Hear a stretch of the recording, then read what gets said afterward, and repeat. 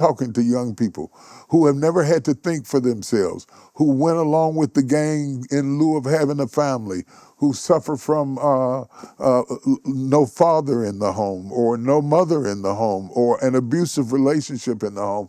How do you begin to help them to think in another way that changes their life? You know what I realized? I share information based off my journey, and I share information based off my travels. But one thing that I had to realize is, if you can, you will. If you can't, you won't. And everybody on this planet, alarm clock come on different times. It was so many great people that I ran into during my journey. And when I ran into these people coming up, and I was impressionable, and I was married to the streets of Philadelphia, it wasn't time for my alarm clock to come on. So you could tell them, because you got to give them, and they would connect with the information. Because I remember information later on when I was sitting in that prison cell, and I remember the mentor I had, the probation officer, Ruth Marcus, I remember the different people that was trying to pull me, that was trying to yo, listen, Nanny always, it's always Nanny. So it was like, you remember all these people, but that alarm clock is a personal thing that's inside of you.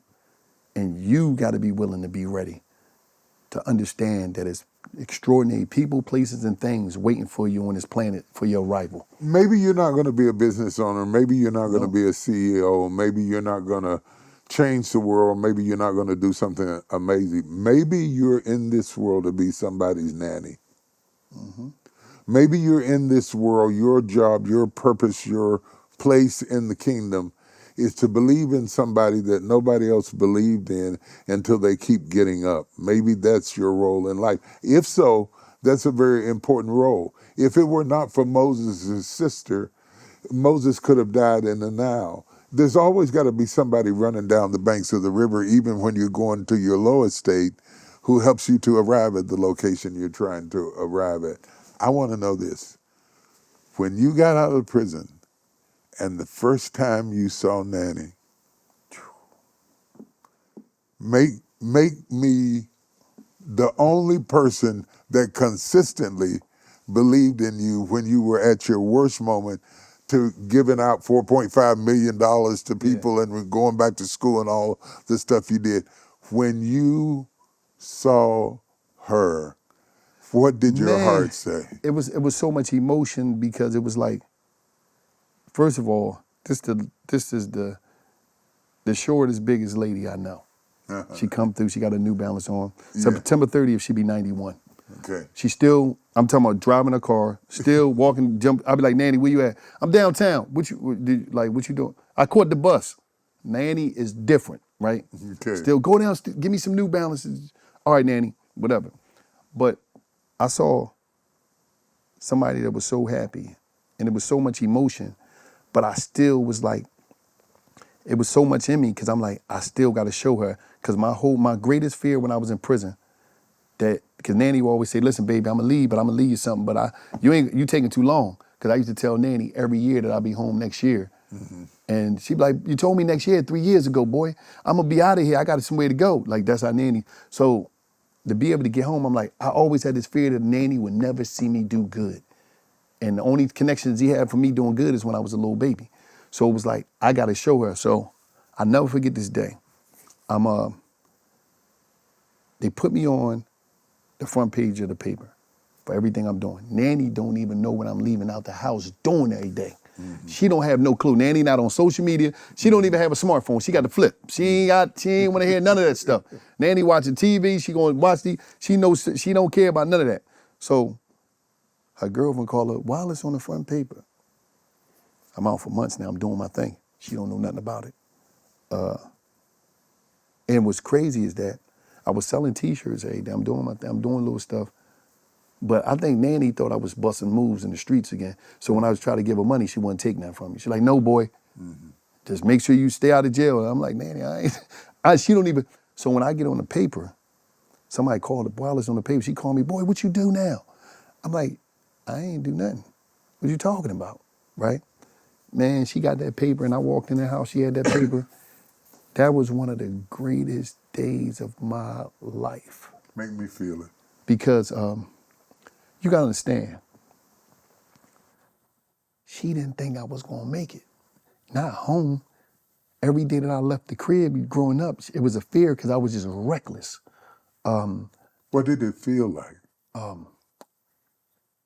Describe it. Make me feel it. It was an indescribable emotion in me.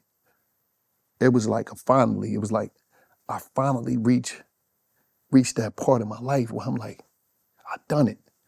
Because no matter what I done, it was like, I gotta show her that I'm a good person.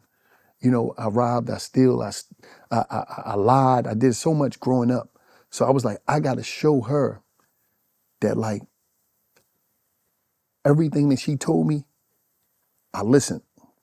Because it was like I never listened, but I need to show her that everything that she told me, she was right. And I held on to it. I just had to wait for the alarm clock to come on.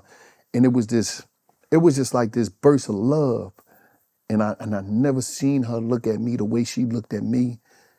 And it was like, she sat on that couch and looked at me and she was like, boy, I'm proud. I gave her a hug and she was just like, it was like, I knew that day, all her fears that she had every time that I left that house growing up as a kid, me and Steve in the streets and the police calling and the police coming to the house, I'm calling from jail, the letters coming home from jail, and somebody running down the street, Wallace got locked up again.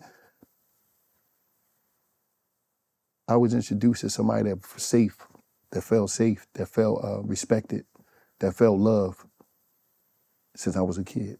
And lived long enough to see it. I don't know which is the greatest miracle, that she lived long enough to see it or that you turned far enough for her to have something to see. It's like the collision between two miracles. Very few people have that privilege to right their wrongs, to turn themselves around. And the reason I wanted you to describe it is because somebody didn't get to show the person that meant the most to them that there was something else inside of them. I'm one of those somebodies. I'll be transparent. My father never saw anything I built. He never saw me direct a choir. He never heard me preach a sermon in my life. I soon will have been preaching 50 years. He never saw me build anything or do anything or speak at the president's inaugural event. He never saw any of it. And I had to live with the fact that it wasn't that I was slow in doing it, that it was that he left so early. He died when he was 48. And I never got to show him. And to this day, there's a part of me that longs to be able to show him that, hey, I turned into something. Mm-hmm. I actually did something. Yeah, I'm still crazy, but I actually did something.